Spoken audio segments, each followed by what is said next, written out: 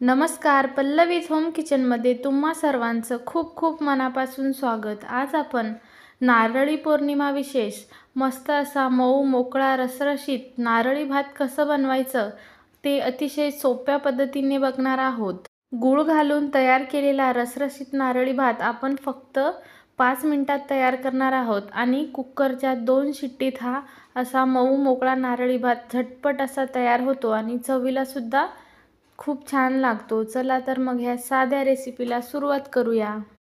सगळ्यात आधी मी नारळी भात बनवण्यासाठी इथे 1 वाटी बासमती तांदूळ घेतलेला आहे।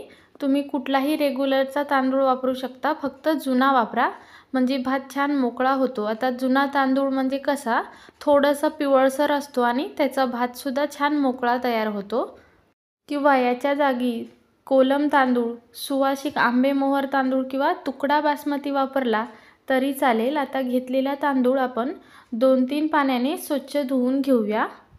तांदूळ आपण बघा हाताने चोळून स्वच्छ धुवून घेणार आहोत, कारण तांदळाला जे काही स्टार्च असतं ना ते बऱ्यापैकी कमी होतो आणि आपला भात छान मोकळा सुटसुटीत तयार होतो।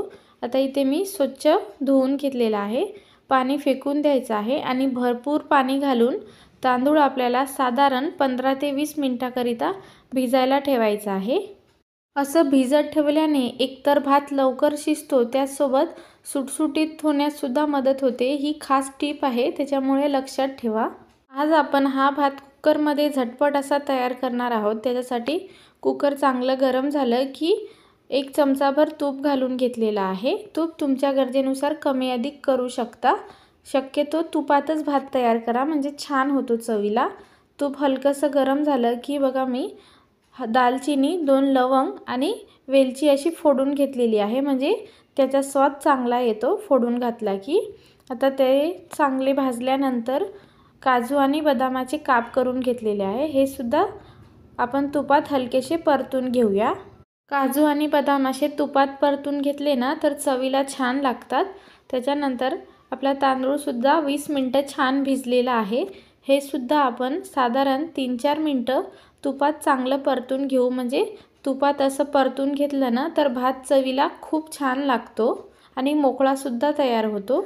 म्हणूनच आपल्याला भात चांगला तुपावर परतून घ्यायचा आहे आणि हलक्या हाताने मिक्स करायचं, म्हणजे भात तुकडा होऊ नये याची काळजी घ्यायची आहे। आता आपण 1 वाटी भात घेतलेला होता, तांदूळ, त्याच्यासाठी अर्धा वाटी इथे मी बारीक चिरून घेतलेला गूळ घेतलेला आहे। आपण 1 वाटी तांदूळ घेतला होता, त्याच्यासाठी अर्धा वाटी गूळ वापरलेला आहे। पण तुम्हाला जास्त गोड खायला आवडत असेल तर 1 वाटी तांदळासाठी 1 वाटी बारीक चिरलेला गूळ वापरायचं। गूळ घातल्यानंतर चांगलं मिक्स करून घेऊया।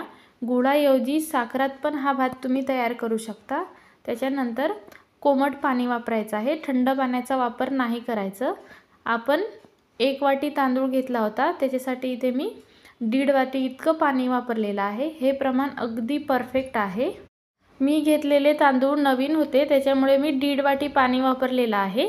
पण तुम्ही जुने तांदूळ वापरले असाल ना तर 1 वाटी तांदळासाठी 2 वाटी पाणी हे अगदी परफेक्ट प्रमाण होतं।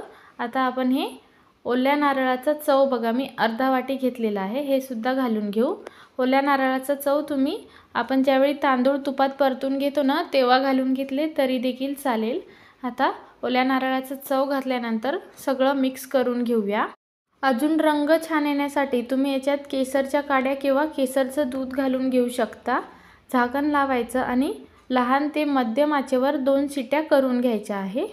गॅस अजिबात मोठा नाही करायचा, फक्त मंद आचेवर 2 शिट्या काढून घ्यायचा, कारण आपण गूळ वापरलेला आहे। गूळ खाली करपू शकतो किंवा भात काळा तयार होऊ शकतो। आणि बघा मस्त असा आपला सुटसुटीत नारळी भात कुकरच्या 2 शिट्यात आणि फक्त 15 मिनिटात तयार झालेला आहे। इथे बघू शकता तुम्ही मोकळा तरीही मऊसूत असा हा नारळी भात आपला झटपट तयार झालेला आहे।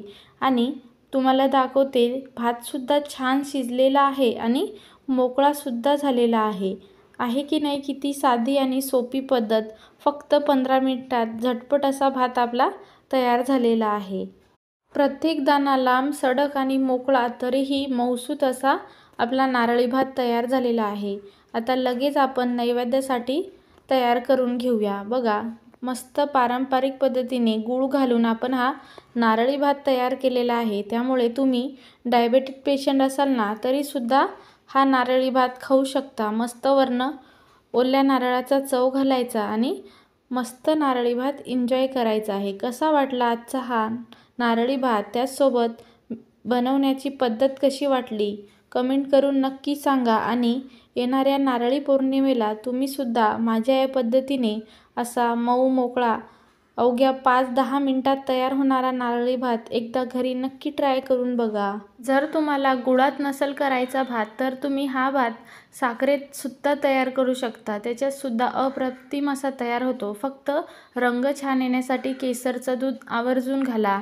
आजचा व्हिडिओ आवडला असेल तर व्हिडिओला लाईक, शेअर आणि चॅनलला सबस्क्राईब नक्की करा। पुन्हा भेटू अशा साध्या, सोप्या आणि नवीन रेसिपीसोबत। धन्यवाद।